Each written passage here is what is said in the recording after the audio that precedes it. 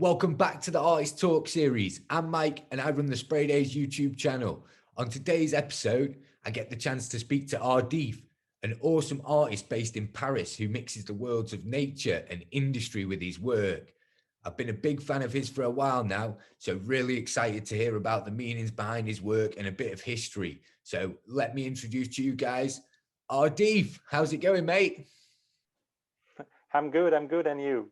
Awesome, mate. Awesome. I'm really excited to chat, and I can't thank you enough for sparing some time. So if we could jump straight into it, that would be great. Whereabouts did you grow up? Where are you from? So I'm from Paris. Precisely, I'm from Vincennes. It's a near suburb of Paris. So it's where I grew up. I always lived there. I I'm living. I have lived in different parts of Paris and the suburbs, but I was in this area since I was born. Awesome. And obviously, Paris has always had a huge art scene and especially a lot of graffiti going on. Did you sort of notice that in an early age? Were you a big fan? Well, yeah, when I was a child, I remember that as I am in the suburbs, I traveled with my parents. We went to the mall, for example, and by with the car we passed by this huge wall with a lot of graffiti on it, and that was my first contact with street art and graffiti art. And then when I grew up, I was more in Paris. I worked a lot in the streets, and so there was a lot of art around. But it was during my studies that I very started to get interest in this particular art. Yeah. So was it the street art more than the graffiti that made yourself want to get involved, that inspired you more? Yeah, I think so because as in Paris, it's hard to go to graffiti because it's strict. So you if you're not allowed to make the wall, you have the cops around. But there is a lot of street art, a lot of paste ups. Yes, there is a lot of mosaic art, like Invaders is very present in Paris, and a lot of stencil art also. So yeah, I think I was in contact with street art very often and very soon in my life. Yeah. Definitely, definitely. And did you attend like an art school at all, or was it just something that you picked up yourself? Well, I had a study, a background a bit complicated. I started with math studies as I was when I left my high school, and I started with I didn't enjoy the university where I was. Then I moved to a school, an art school, to it was a preparation for the High School of Art in Paris, and here I learned a lot on the different techniques. And then I went to architectural school. So Oh, I studied oh, architecture for 6 or 7 years, and it was awesome. It was awesome studies. I learned a lot on different topics and a lot of techniques. yeah. Uh, so art, graphic art, and also on computer. And I studied art history, architecture history, and so it was very interesting for me. Then I worked for 3 or 4 years as an architect, Oh, wow. and then slowly I started to make street art, to put art in the street, and slowly it started to begin a thing for me. And then I have to make a choice for my life, and to make it my full-time job or just part-time. So I decided to Sure. go full-time, and it was the best idea I had since then. That's awesome, man. And I mean, it makes complete sense now that you say it about the architecture, how it ties in with your work. I mean, how Yeah. how did you develop that theme? I mean, what was the influence there? What were you trying to express with your work to start? Well, I developed that thing during my studies of architecture, of course. It was so I studied a lot of architectural um, mm, architectural what do you call it? It was a, utopia architecture. It was like there is some architects that make a lot of works around crazy architecture, moving cities, Yeah. or futuristic, or just with Concept, like crazy, concept cities, ideas. yeah, concept cities. And that was a very inspirational for me. I started to study how the nature can uh, make an hybridization with architecture, and the opposites. How the Definitely. architecture can get inspired by the natural aspect. So I made a. It was a time that I was very very productive. I made a lot of sketches of different, but not very animals, but a lot of plants and trees and crazy architectural things and structures. And um, little by little, I started to get my techniques, my style. Yeah. And then it was one summer. I was drawing in a park, and I made this cat cut in half, and I started to improvise the other part of the cat as a mix of architecture and mechanisms. Yeah. And when I finished, I thought to myself, well, that works pretty well. I'm sure it and was. uh, and then I started to make several of them. At the end of the summer, I had maybe 6 or 7 different animals like this. And it was at this time that I thought, yeah, I can maybe put it in the streets. Definitely, man. It's an awesome theme. It's always sort of caught my eye massively, and you sort of look at the mechanics, look at the nature, and I always wondered how them two worlds combined, but it makes complete Mhm. sense now. And I mean, when you're choosing which animals to showcase, how do you go about that? Is that just which animals you like the look of aesthetically, or are you trying to say something with the animals that you're putting in different places? Well, it depends. Most of the time, I make this studio work. So I have a lot of all my drawings that I put in the street are made in studio before. So sometimes it's commissioned. So some people ask me, I want this cat, I want this lion, something like that. Sometimes I have just the feeling of an animal. I just don't put boundary on my choose. I want to make all type of animals. I make insects, I make mammals, I make birds, I make aquatic animals. I just want to make all the species, and because I think they are all interesting. And but sometimes it can go with the actuality. Sometimes there is something you learn that there is a species that has disappeared, or that is endangered, or sometimes it's just for instance that when I was in last year, we had this big bushfire in Australia. So Yeah, I made this koala for to make you know to bring awareness. to have a thought for Australia. And yeah, that's it. And it depends. Sometimes it's for my pleasure. Sometimes I have the inspiration of this actuality. Sometimes I have a commission. So yeah, it's never the same. But I just don't limit myself to one kind of animals. I want to make all the species imaginable, and I don't have enough of one life to draw all the species on the world. Definitely. I There mean, is millions and millions of them. So it's yeah, it's it's always interesting. I've even seen you go in for some mythical characters like dragons and stuff like that. Is that something you're looking to Yeah. follow? Well, you will be happy to learn that my next show I'm working on will be in Düsseldorf, and it's only on mythical creatures. Oh, So it's really? the main theme, yeah, is mythical and legendary creatures and animals. So yeah. Amazing, amazing. And was that a theme you've wanted to do for a while, or?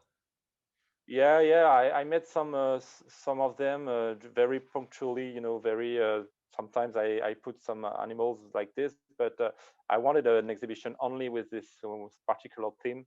So yeah, it was very inspirational and very thrilling for me. It's Yeah. And are you because trying? I'm because I'm really into fantasy. It's one of my main inspiration. I'm really inspired by.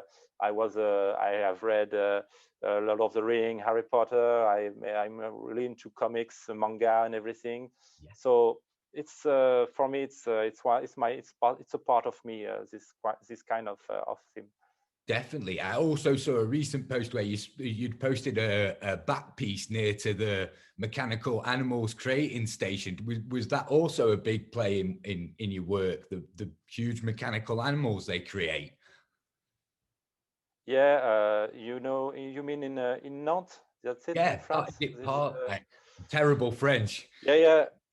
It's funny because I had a visit of this site maybe 3 or 4 months before I made my first mechanisms. I studied them during my architectural studies, so it was a part of my main inspiration, of course. And it was really nice for me to visit this place. I went there several times, and it's always crazy to see that. But I have many other inspirations. It's I'm very a big fan of Miyazaki's movies, Yeah. and so it's one of my main inspiration. And even in the in the meaning of the movies, because I'm always looking for this balance between nature and technique, and Harmony. it's one of the main. Yeah, the harmony, there is a balance. There is always it's half of it can be cut in half, or it can be hybridized, but always I try to be 50%, 50%. And it's in Miyazaki, it's more most of the time it's like this. He's a very lover of nature. The nature of a very central aspect in his movies, but he's also a very big fan of technical and big mechanisms, because his father was a plane designer. And if you see his movies, there is always this big mechanics and big creatures made by movement A of these crazy homage to his machines. And father. Yeah. yeah, yeah. So the moving castle, the city in the sky. So yeah, it's for me, it's crazy to see this. Well, as I was a child and I was a teenager, and now it's a very important in my work to have this aspect.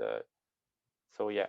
Awesome, awesome. And I guess like the architectural drawing and everything you were doing helped out with creating your pieces. Are you always looking for like symmetry in the eyes, the noses, that sort of thing?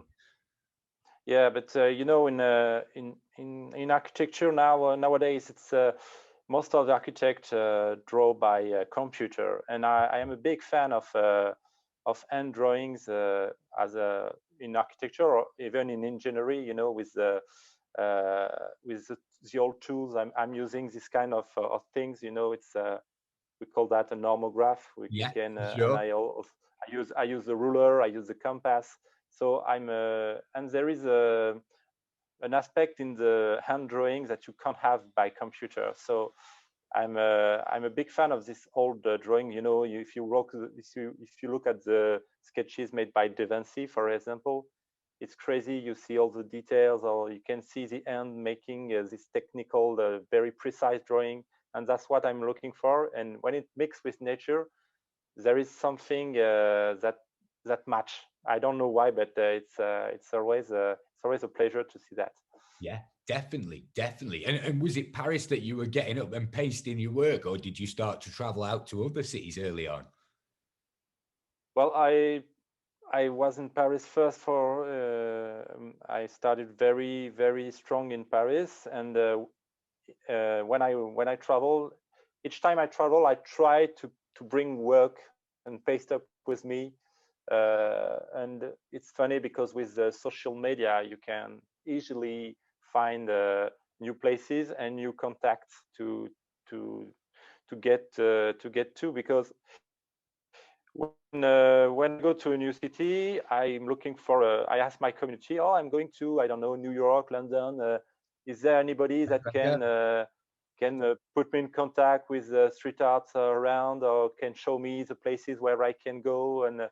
And every time you have some people that answer and tell you, yeah, come, I bring you there, I give you this, and you can go easily to the cities around the world. So I went to New York, I went to London, I went to Germany, to Norway, and now I have projects all around. So it's really crazy to see that how it's going. Our street art is growing everywhere around the world. Yeah, it's insane. It seems to have this huge demand now, and it's like a non-stop every week. There's new festivals, new mural fest happening. Mm. Are you seeing that in Paris? I mean, obviously at the moment there's all the issues that are going on, but usually there's usually massive amounts of going on in Paris, right? Like mural fests Mm. and art exhibitions and Yeah, yeah. Paris is very thrilling for art in general, and street art is going really really big here there. I think when I come on the street art scene on in Paris, I met a lot of new street artists. I think I came on street art with a new generation.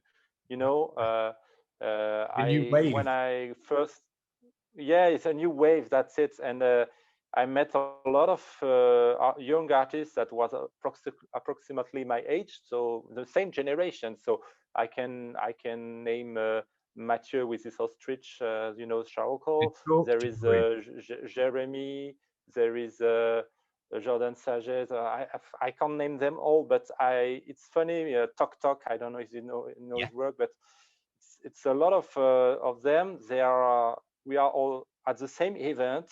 We met at the same exhibition, the same show, the same street art event. We make collaboration in the street. So it's very exciting. There is a lot of activity. It's very cool for creations because it's a new wave and it's going on and on and on. So it's really interesting for that. Paris definitely. right now is really exciting for that. That's awesome. I mean, you touched on some of the collaborations there and artists that you grew up with. I mean, like Matteo and stuff like that. Is there anybody that you Mhm. haven't had the chance to work with that you really think your work would work well with? Some artists I would like to work with to collaborate. Well, there is several because of course I have my favorite of them, and of course they match with my style. So I can name Roa.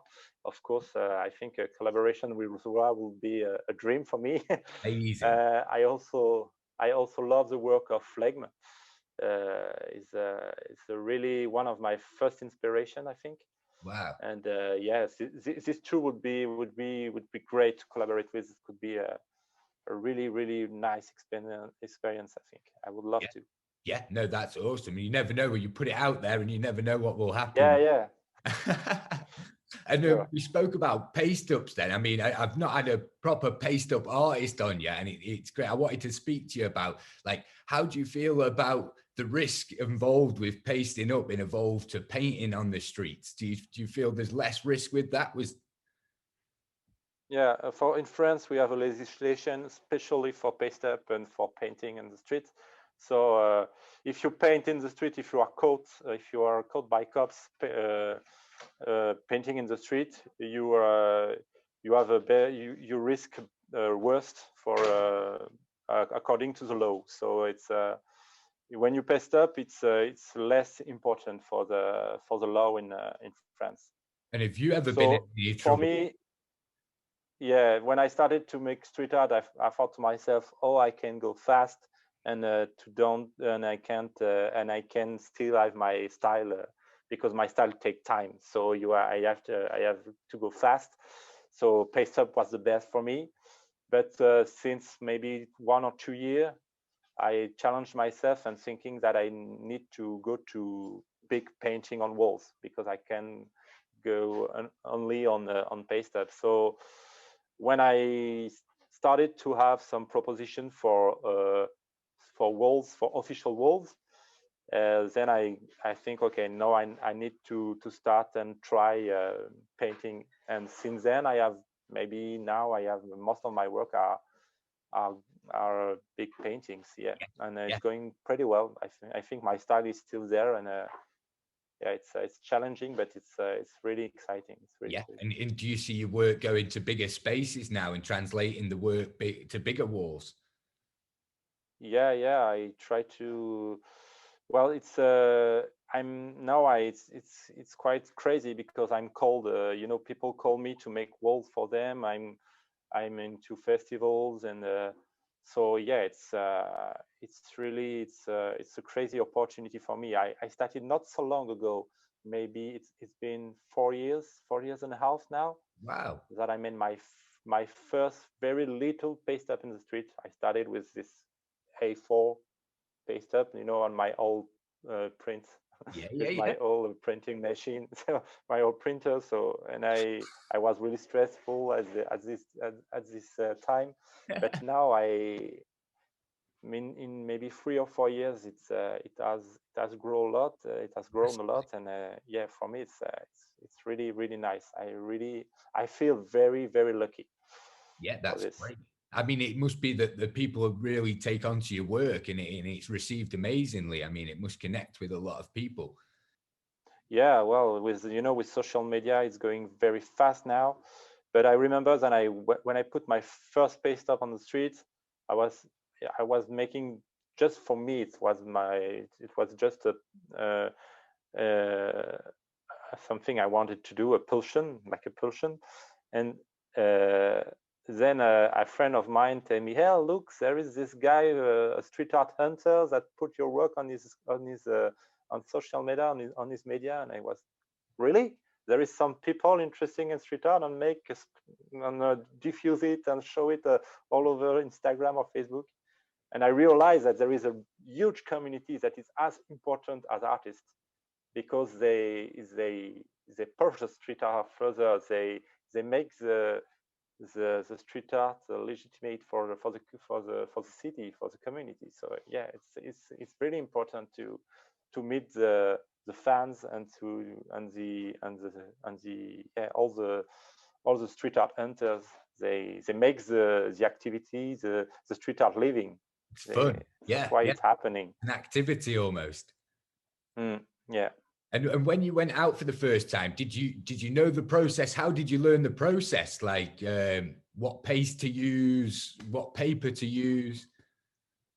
Not really. I asked some of my friends that wasn't especially street artists, but that knew some street artists, and I asked them, "Do you know if you have to use this kind of paste?" So I tried first, and I saw it was working pretty well. My work stay on the wall. It was drying, and then it was there for maybe 1 month, 2 months. I don't know. It can last very very long sometimes. Is that And something then I go big. is that something you've perfected, like a special mix of paste that you use now? Yeah. Well, I'm using my paste, but it's not a particular paste. You can find it in every do-it-yourself shop, I, so yeah. So yeah, it's I try. It's really, now that I have a lot of works and a lot of commissions and festival and everything. It's hard for me to be in the street like I was before, like the first paste. But I try to keep this work going on in the street, because that's the heart and the spirit of street art. I need to keep going with illegal stuff, with free art in the streets. So uh, of course, with the current situation, and with the winter, it's harder to go in the street and go pasting, because well, it's not the best period right now. But I'm trying to keep it going, and I need to never lose this aspect for sure. of, of, of street art. It's Yeah, very important, yeah, because definitely. sometimes you see some big street artists, the big stars of street art, can be yeah, can maybe be less present in the streets. Yeah. And It's almost like they lose the love from once you're getting paid and flown around. You almost think, I Yeah. won't do it unless I'm getting paid or flown around. And you almost lose what you got into the game for, I guess. Yeah, it can be, for me, it can be a shame to lose this, to lose the first spirit why you get in the street. For me, street art is a way of giving art freely to people. It's it's a museum in the streets. So 100%. I think for a lot of people, it's a way to get to have art all around without getting to museum or galleries. Yeah. And especially in this art time, in those art times, you have they have in France, they have closed museums, they have closed all the cultural places. So street art is one of the last aspect of art you can do freely. Yeah. So yeah, it's important to keep going on. Yeah, I think it's really important at the moment. I think a lot more people are paying attention to it because they're out walking around maybe to places that they hadn't ventured, and that's kind of why the murals are there in the first place, to sort of bring people to new areas, I guess. Yeah, yeah. It's but in Paris there is a lot of districts that are very dedicated to street arts, and people know these places, and it's really known for this for street art.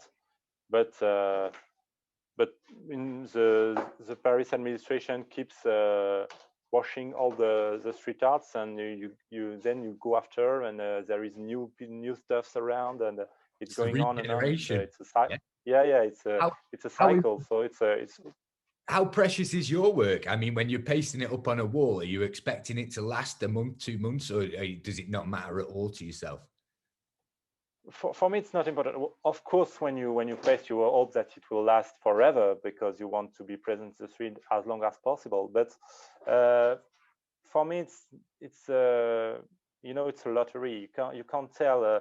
Some of my works were ripped off the day after. It even didn't last one day. But sometimes the the longer, I think, was 2 years and a half for a paste up. Yeah. We're So going. and yeah. So I think one of my work currently around La Villette is there for maybe 3 years now. Wow. Wow. So yeah, it's it can go very long. Yeah. And sometimes the age makes the piece even better. I mean, the little tears and the graffiti around it, it almost Yes, adds to the piece. yes, and sometimes it gives a different meaning to your work. I when I one day I pasted this bee on the in the district of Montmartre. So it was a bee, a full bee with a mechanical part, black and white. It was maybe 2 meters long, and with the time, it started to be erased by the not by people, but by rain and Yeah. wind and Weather. all the climate. And then the beast started to erase itself. So there is like a message of the bees that are being extinct by pollution and pesticide and everything. So I put another picture of this bee and say, oh, it's like a new message for my work and a new symbol. So it's quite interesting to see how it's going with That's that. great. That's also a very poetic aspect of street art. I think the ephemeral aspect. It's quite important.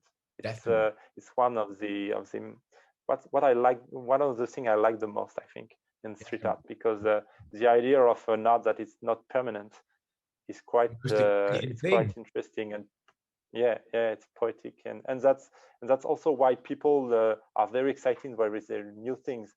They say, okay, let's take a picture before it's being erased or being taking off. So it's quite Great now. it's Yeah, great. no, it's wicked. And you said there about the awareness and stuff. Have you ever had any like animal organizations get in touch with yourself about campaigns or anything? Yeah, my work is quite about ecological aspect. Yeah, there is a message of this. So the last thing I made was this campaign with the Extinction Rebellion. Do you know? Oh yes, yeah. The climate change and Yeah, so it's this big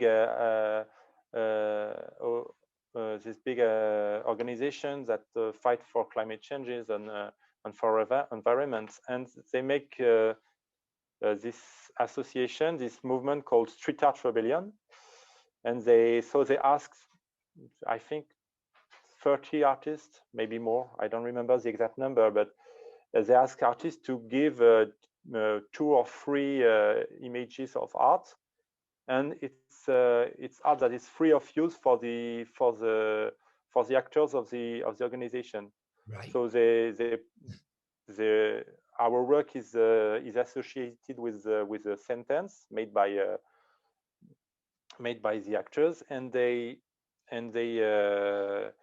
put it in the street freely all around the world, so they can use it as long as they want and as much as they want. So it's quite So the interesting to message make that. almost part of the campaign, just to bring awareness on that front. Yeah, and well, I'm working on different projects now, and some of them are really related to the environment aspect, and to organization like this. I can't tell now, but it's going on, and you will see very soon, I hope. Cool, man. We'll really look forward to that. And I mean, what's your current situation? I mean, everyone's sort of in lockdown at the moment. Are you sort of at home, stuck in the studio at the moment? Here in France and Paris, we are not in a strict lockdown. We have a curfew at 6 p.m., so it's very early. Very. But we can, yeah. But the weekend is free, and you can travel freely. Most of the shops are open. They close all the institutions, all the museums, all the cinemas, theaters, and everything. But no, it's not a lockdown. We are not good at on the statistics of the COVID. So the government is looking very closely to these numbers, and we are afraid that we can be locked down as soon at any time. That's what is. We are in a very blurry future. You know, we don't know where it's going. But like everybody, but in France, we know that we're gonna be locked down soon, but we don't know when. Yeah. So it's just waiting for it to happen. But I don't complain. I have a lot of works in my studio, so it's. Yeah. Is that how you've been coping? Is it just get to the grindstone and just draw and create and take yourself away from the situation? Well, I'm working on different things, but now I'm working on my next show that is being postponed very very many times now. It was supposed to be in October or November, and it's going postponed every month. So have you created all the work ready for that show? No, I'm still working on it, but I have different projects. I have a commission, so yeah, for me it's good for the moment. Yeah, and I'm going to see where it's going. Yeah, for sure. I think we're all in that same boat. We're just sort of stuck in limbo. Yeah. We don't know what's the outcome, but for my part, I don't complain. I know that the cultural world in France is very touched, is very attacked by this situation, and there is artists that are very in a terrible situation. So it's a really hard time for everyone. Yeah, it's a hard time for them, and so that's why I'm keep going on and try to be as supportive as I can. But we will see. Definitely, it's all you can do is sort of keep your eyes out for when people are selling art and support the causes and where you can and when you can. Yeah, that's it. And do you have any advice for artists sort of looking to get into street art? Well, advice, it's complicated. For my part, I think when I started to make street art, as I was in Paris and there was a lot of art on the street, a lot of artists going all around, I felt that I need to find my own style. You know, you need to stand out. I think you need to stand out from all the things that are in the street. So I started I make a lot of studies on what I'm going to put in the streets. I didn't go like this. I have to find my style and my topics and my and something that will be that will have an impact for the people working in the street. So yeah, Definitely. I think you need to find this before going in the street first. But as soon as you are motivated and just want to to put free art, it's okay. Everybody needs To express themselves. to go to it if they want. It's a free way of expression, and you can be politic, you can be just funny things. Be As soon anything. as you are motivated and have the inspiration, Definitely. No, that's you awesome. I can think that's go. great. I think that's great. And how much time do you put into a piece, like uh, a paste up piece, for example, like in the drawing aspect of it? How much time goes into that? Well, it depends a lot. Some of my works can take several days. Some of them just take half a day. It depends on the size, of course, of the piece. But most of the time, it's at least one day of work, even for a small piece. Yeah. For instance, there is this ends right there. Oh, wow. You see, it's Very, maybe very intricate. two days, Oh, two wow. days of work. So, but it depends. It depends on the level of detail of the kind of animals, the composition. And But it's between one day and 1 week of work, yeah. And depending on the do, complexity. do you use reference photos or are you creating Oh, the? sure. Yeah. Yeah.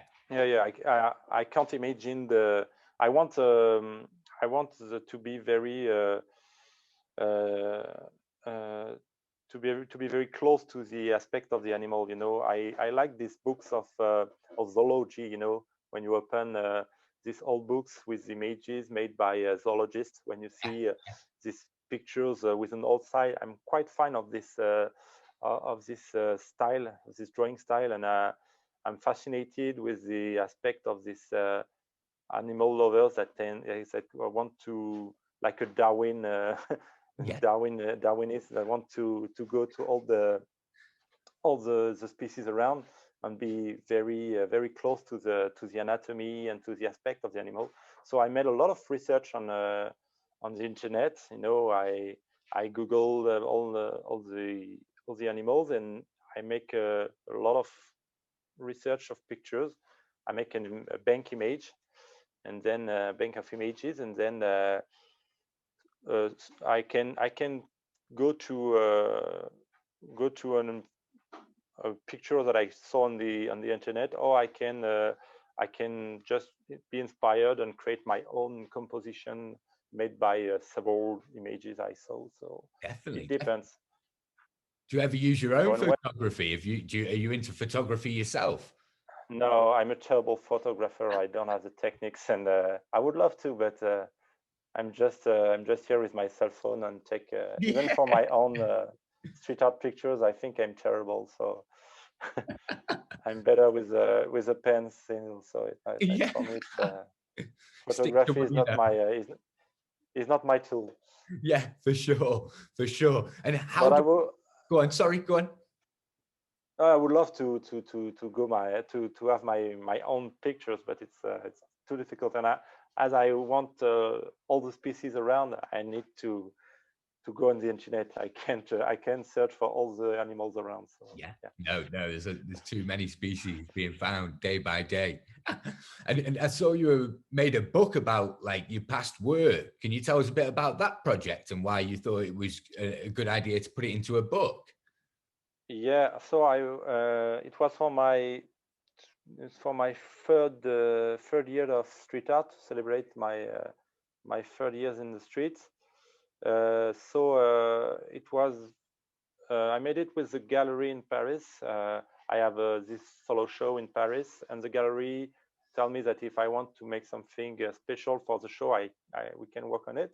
Oh, So I was thinking about this book for a long time because I was in the street for a moment, and I had maybe uh, I don't know 100 between 50 and 100 animals, pieces. and Yeah. it was like a cat. It was like a catalog, Yeah, It yeah, was yeah. like an animal book, and and with this big safari of photos of animals and all around the world, because I've already put some in New York, some in London. So I wanted to make this book and to classify all the species according to big theme. So I had the aquatics, Yeah. I have the flying animals, Yeah. and I had the so the terrestrial, walking, and with all this stuff, I put some chapters, and one of my friend that is also a writer that made this book, made the text of the book, Oh, and it nice. yeah, her name is Crixel. She's a really good writer, and she made this. She made also the translation in English. So That's the good. book is full bilingual. So it's quite good for this. And yeah, it was a big work, because I made all the presentation, all the myself. So I make my own editions with my own photos, and Yeah, I yeah, was going to ask, that was was it all your own photos, or had you asked people that had photographed your work for the pictures, or? it was both, because I had some of my own photos that I was satisfied with quality and composition, but some of them I need to ask people to give me some photos. Especially I wanted also some work in progress photos. So I asked people who were Of there course, during yeah. the events and everything. Was there any And pieces that yeah, you yes. forgotten that you put up? Like, do you ever forget? You've put so many up now. Sorry, I didn't hear the question. Do you ever forget any of the pieces you put up? Like, does it ever surprise you when people post a picture and you're like, it reminds you, like, oh, No, most of the time I always put my work. Then the day after, I go to take my own photos, and I have a very classified files in my nice. computer, so it's quite okay. I don't forget anything. But I made a lot of choose for this books. It was a big work of classification and Yeah. and yeah, and choosing all the good photos, and yeah, and I wanted to have the picture of the of the art in the street, and right next to it, the a part of the drawing, because each animal I draw on my in my studio, I scan it for later, to Right. have a file of it, Yeah. to have a digital file of it. And so yeah, I have this in this book. You have the drawing in the street, and the drawing on the like an art piece. Yeah. So No, yeah. that's awesome. That's awesome. And, are the books still available? Can people still get the books? Sure. It's still available. Yeah. Awesome. Awesome. You can And where can people find your work? I mean, is it a matter of just getting in touch with yourself, or? for the books, you can find it on the site of French Collection. It's a gallery in Paris. So and the site is a French Art Collection.com. So Cool, cool. And what about your other work? I mean, from yourself, if somebody wanted to say commission a piece or maybe get you to do a mural, what's the best way to get in touch with yourself? by mail, I think mail me is also with social media. You can contact me on Instagram or Facebook. But if you want to contact me for a precise for a job or for a commission, the best is my email, Cool, cool. ardif at hotmail.com. Awesome. And I'll put links to the description and everything below. We But spoke about just to know, you have to know that for the moment, commission are very. You have to wait a lot for a new busy. commission. I have a That's lot of good. I That's have a a lot good of work to problem. do. Yeah. You've got a lot of Really work good. on then. Yeah. And you spoke about an up and coming gallery show that's postponed. Is there any other projects that we should be looking out for? Well, if it's still going on, if the festival of street art are still happening, I think yeah, there will be this second edition of the Grimaud Art Festival in the south of France. I made last year. It was really nice, and they want to make a new edition. Cool. I was so supposed to make this festival in Netherlands, but I don't know if it's gonna be postponed like they say. So it's always like this, you know. You have to wait. You have to wait if it's going to happen. Yeah, But I hope. I also have contact with people in Hong Kong, for example. I hope wow. we can travel as soon as possible, that I can go there and make walls and maybe a show. So yeah. Oh, cool. That's definitely something to look forward to. Yeah, yeah. Awesome. Well, what I'm going to do is I'll put links to everything we've spoke about in the description. So if anybody wants to get in touch with you or find your work, just look below and there'll be links to Instagrams, websites, all that sort of stuff. But I just want to say thanks for speaking to us. And it's been great finding a little bit more about your work and getting to know you. And I really appreciate it. So just to say thanks. Well, thank you. I hope I was. I hope my English was not so terrible, because sometimes I'm searching my words and it's hard for me to. It's perfect. It's great. It's a lot better than my French anyway. So you're doing well there. Okay, cool. And thanks to everyone else for watching. And there's going to be some more episodes coming in the following weeks. So just keep your eyes peeled for more details. And yeah, we'll catch you next time. So thanks very much. See you later. Yeah. Bye bye. Thank you for everything.